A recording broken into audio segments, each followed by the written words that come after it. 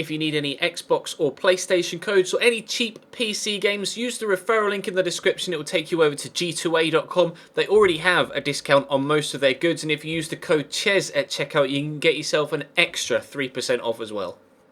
Hey guys, how is it going? Ches back again, and welcome to episode number 16 of the Career Mode RTG here on FIFA 16. It's the return to glory with Nottingham Forest, and we continue today with a game at home against Cardiff City. Now, last time out yesterday, we had the highest of highs and then a pretty low low as well, with hat-tricks all round for both ourselves and opponents. We'll hope that we can continue some of the better form from yesterday and eradicate some of the worse form. But Cardiff are a decent side. They're sat mid-table right now in this championship season, so they definitely have the ability to cause us some problems. Peter Whittingham has always been a very good championship level footballer. Did okay for them in the BPL as well, but he definitely comes into his own at championship level. We come close though with a shot well saved by David Marshall, who actually was a class act for Cardiff in the Premier League when they were up in England's top flight, and how someone else didn't go in and pick him up, I'm not entirely too sure, because he impressed all year round. Sardi, though, not necessarily impressing with his attacking play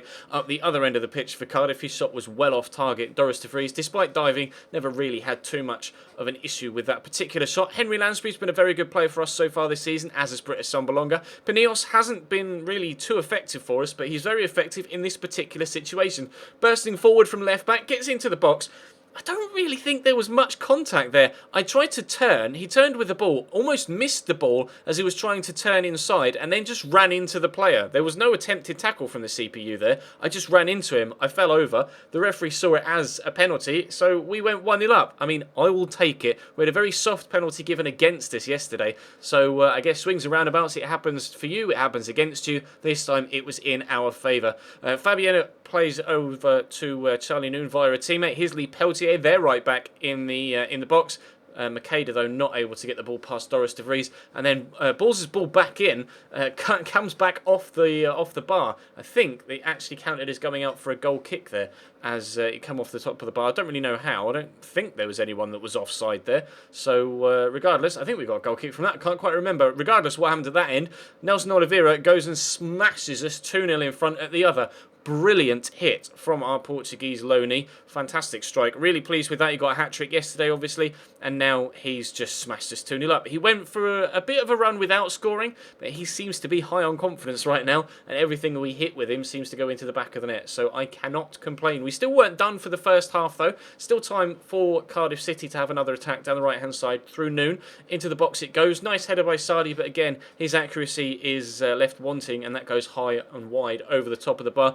Did well to rise up against the defender, but unfortunately for him, not very good shot on the end of it. We get caught in possession there by Eric Lehigh. Balls pushes past the defender. I was a little bit nervous to go in with a tackle there in case we somehow gave away a penalty. But unfortunately for me, his shot was well wide. And then as you can see, we're into stoppage time at the end of the game now. Really good feet from Makeda. Solid save though by Doris de Vries. Can we keep our clean sheet? The answer was yes. They couldn't create anything else despite getting the ball back and keeping possession there. Cardiff didn't get another shot on goal. And we get a 2-0 victory from that. So I'm pleased with that. With that game. Really couldn't have asked for more. A clean sheet and a solid victory after conceding 4 goals in the game prior is definitely a nice boost to the overall confidence, and kind of restores my own belief in my ability to play FIFA, because we went and won 7-0 and then lost 4-1, and I was a bit like, well, what am I doing with this game right now? So we'll try and bounce back from, or continue to bounce back from the 4-1 defeat against QPR yesterday with another game here against Middlesbrough. This was played 2 days after the game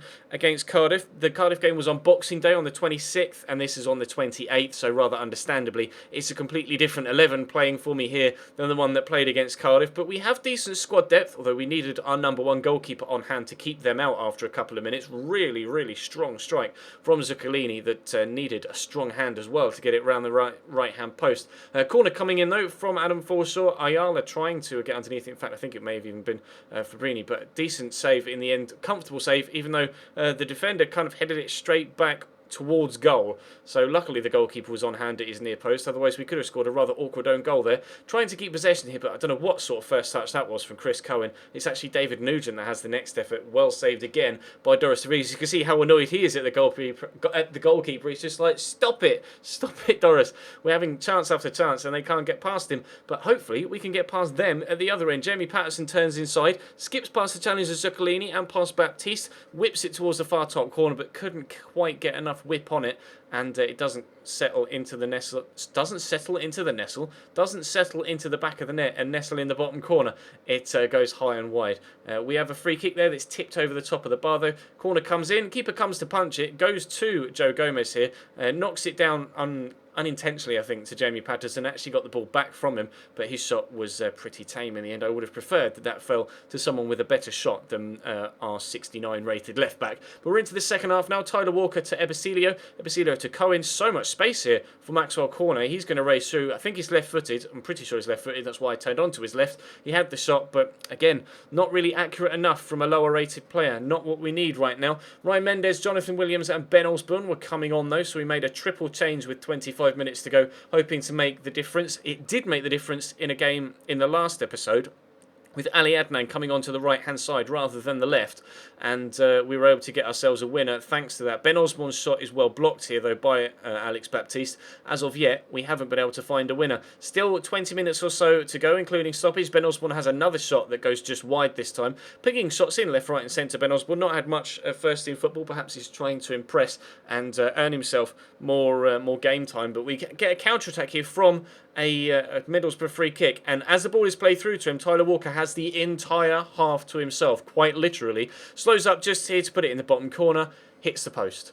Great, brilliant, last couple of minutes, clean through, half to himself, woodwork, and then they clear it. Never mind, we'll take a point. 2 clean sheets from today's episode is a positive. 4 points from 2 games is good as well, although clearly we would have liked all 6, but never mind. You win some, you lose some, and evidently you draw some as well. But here's a squad report. I'm doing a squad report on Sunday rather than Monday, as we are now into the January transfer window. So tomorrow's episode will be a transfer targets one. So let me know in the comment section down below as many suggestions you might have for the upcoming transfer window. I may need to record tomorrow's video ahead of time just because of the time of year and family stuff, etc., and with it being Christmas, so I need to ensure that I at least have tomorrow's video done. So I may not have many of your transfer suggestions in it, if any at all, but it will mainly be my own transfer suggestions, and then obviously once you've seen mine and I've seen yours, so to speak, we can push forward with the window from there in Wednesday's episode and we'll be able to hopefully strengthen the squad even more. The players that we have brought in so far this year, whether they be permanently or on loan, are all growing very nicely, especially those that we're training week in, week out. Tyler Walker's up 4, Bashali's up 5, I believe, from 69 to 74. Our young scout future star goalkeeper is growing very well too. He's still only 15 as well, waiting for him to turn 16 and hopefully grow as well. He's only 5'3" right now at 15 years of age. He needs to be a little bit taller if he's going to be a first-team threat for Doris de Vries next season, which I would like him to be, hopefully, because Doris de Vries is in his mid-30s now, so we are going to be needing another goalkeeper sooner rather than later. But de Vries will do for now till the end of the season. Just hope that the youngster will be able to fill his shoes come the right time for him to do so.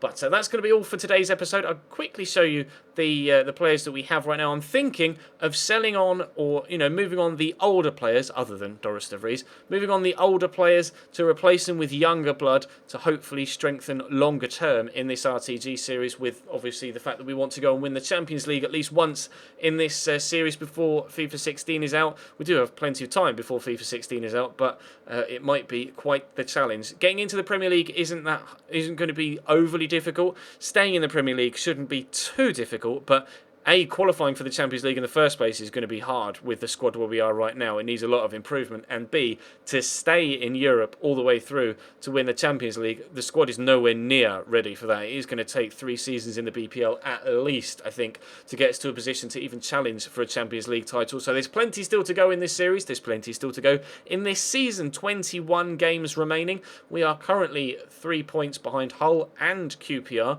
Hull have dropped points with another defeat. So hopefully that's a sign of things to come, and we can close the gap to Hull and QPR in the transfer window episodes in January. Obviously, we'll be back down to 2 games per video during the transfer window, as we always are, and then once we're out again, we'll be back up to 3. But that's all for now. Thank you very much for watching. Drop the video a like if you enjoyed, subscribe if you haven't already. Still been plenty of FIFA content going up over the weekend with 2 videos every single day. Basically, Christmas Day was the only day I didn't upload. Every other day has still been, you know, slap bang on schedule. So if you've been busy with family, which is understandable, but you want to check up on what you've missed, then everything is there on the channel page waiting for you. You can follow me on Twitter as well, as you can see links on screen and in the description as well, both to, or including Twitter, Instagram, Facebook, and the No AD merchandise store as well. But for now, thank you very much for watching, and I'll see you next time.